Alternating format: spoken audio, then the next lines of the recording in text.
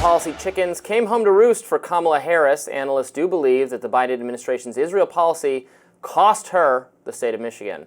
Both candidates campaigned hard there as each wanted to capture the largest Arab American city, Dearborn, Michigan. Kamala Harris lost Michigan and its 15 electoral votes to Donald Trump in all likelihood, who captured 49.9% of that vote. Now, when we spoke to the mayor of Dearborn, Abdullah Hammoud, 2 weeks ago, he presaged what happened and why. Let's listen. Are you going to make any recommendation to the citizens of Dearborn, to your own supporters, as to what they should do? What do you say if people ask you or people express the dilemma to you about what they should do in this election? What I am doing with the resources that we have is I'm actually going from event to event, neighborhood association to neighborhood association, and having conversations. And the thing that I have endorsed is I have endorsed people coming out and participating and ensuring that they vote, because this is the voice that they have and the power and the tool that is at their disposal to demonstrate how they feel. And I ask individuals to first begin with the down ballot races, because these are very meaningful, and obviously local elections have the most immediate and direct impact on the lives of the residents here in the city of Dearborn. And I've told them, if you feel apathy when you get to the top of the ticket or when you arrive at the top of the ticket, what I advocate for, what I endorse is that you vote your moral conscience. And for many, for each individual, that's going to mean something differently. And the mayor also explained just how immediate and personal the wars were. They weren't just something over there. The first Lebanese American citizen that was slaughtered by the Israeli government was a Dearborn resident. Many of my friends and family have now lost family and loved ones. My wife was not able to go to her grandmother's funeral in Lebanon because of the war, and she will never have closure. Watching my mother-in-law day in and day out know that she was not present for the burial of her mother. More than 40,000 Palestinians have been killed, and the numbers of dead Lebanese are climbing as Israel's assault spreads in the region. Green Party candidate Jill Stein had her strongest showing in Michigan, as she vociferously made the case that the US is helping Israel commit what she terms genocide. Nabil Hamama, a Palestinian American at a Trump watch party, told the Middle East Eye, "I am excited. The country needs a change, and I think Trump is the person to make that change. I think he will definitely do a better job in reining in the Israeli terror. That's why this scene, unimaginable 4 years ago, became a reality." There's a lot to unpack here, obviously. Dearborn, Michigan, going for Trump. This is a Arab Muslim majority city, and Jill Stein had her best showing here, and it ultimately goes for Trump. There's nothing you can say about this except that it's a direct result of frustration with the Biden administration's Israel policy. This is an issue where I think she should have separated herself from Biden in a move to the left direction. I think most of the separating should have been in a rightward direction. This one actually could have been in a leftward direction. Trump handled this issue incredibly well politically, regardless of what you think about what he's going to do. I don't actually know what he's going to do because it wasn't very specific, but that was the move. He kind of said things like this has to end in a way that end because there's no more Palestinians, or end because we're going to actually stop Israel from doing it, and he just didn't fill in the blanks there.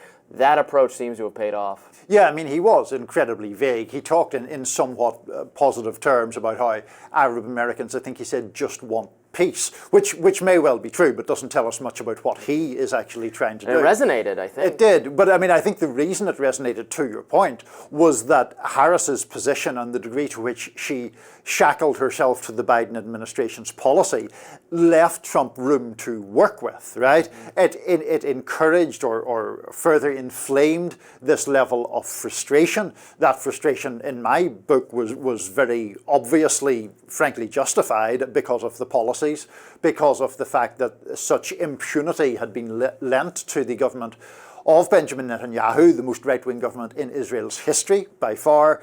So I think it was a political mistake by Harris not to be more assertive, not to move more to the left on that topic, and Trump exploited it, and that's politics. Maybe that should have been her answer for the ladies of The View. You know, going back to my radar, when they said, what would you have done differently from Joe Biden? And she said, nothing. And now it would have made pro-Israel people in the Democratic coalition very unhappy. So that this was the difficulty in managing two non-overlapping coalitions. But she could have said, we couldn't, a year ago I couldn't have envisioned the amount of horror and destruction that Israel was going to visit on innocent Palestinian people. I won't stand for it. When I am president, there will be no blank check for Israel. There will be no more weapons aid as long as this is this reckless disregard for human life continues. We are cutting them off. No means no. She could have said that. She didn't. That's right. And at no point did she even come close to saying that. She kind of said it's bad, and people in the media gave her so much credit for, oh, well, this is noticeably different from Biden. It wasn't different at all. It was not remotely different. It was a slight tonal difference, but no substantive difference at all. And to your point, the thing is that she had all this room to work with. She didn't have to start shouting, free Palestine and from she the didn't have river to call to it the a sea. genocide. Right. She could just have said, I believe that the president has given too much of a blank check to Netanyahu. Gone way too far, and we're not going to be complicit in it. Exactly. We're going to dial back from that. And she didn't do that, and there was a political price to be paid for it. I do think it could be interesting in future elections, Robby. I know we're all wrapped up in what happened yesterday. Wait, I was promised this would be the end of democracy in the last presidential election if Trump won. And I'm going to hold the media to that promise. I don't want to do this again. There are going to be more presidential elections, and that Arab American it. community in Michigan is going to, I think, be important. I mean, we see as the electoral map shifts sometimes certain groups having more or less power because of where they are concentrated. Most of my time in the US, Cuban Americans in Florida had a lot of power because that was a battleground state and they were a big constituency. In national elections, Florida is increasingly Republican. Maybe our Cuban friends are going to be less influential. But we can end that embargo.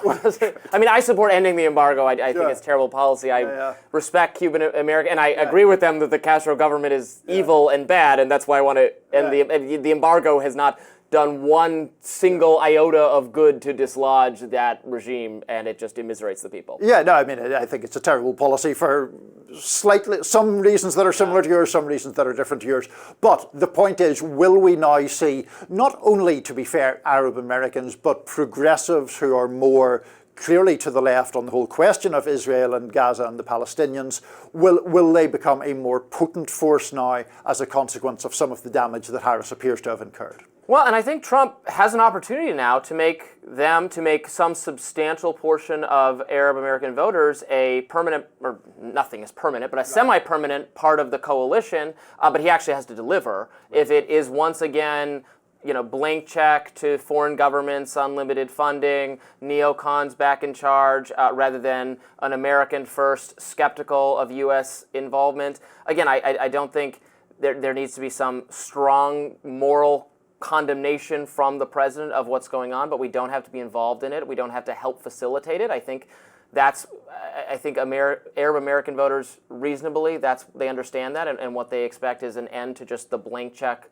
bloodshed. And if Trump actually delivers on that, there was going to be a lot of gratitude among this community. Well, there is. I mean, I think the worry or the skeptical view is that what he said was just opportunistic. Sure. That it was like, let me see what I have to say to get these votes. Once the votes are in the bag, I can do whatever I like. So obviously there is going to be a lot of emphasis or a lot of focus from the Arab American community in particular. Will he do anything different? Could he back away from just allowing this terrible, terrible catastrophe to just continue? It's going to be fascinating to watch. This is one of the policy areas where I truly don't know what exactly we're going to get out of the Trump second term. So we will continue to watch, and I hope we get more peace and stability and an end to the violence that we're seeing.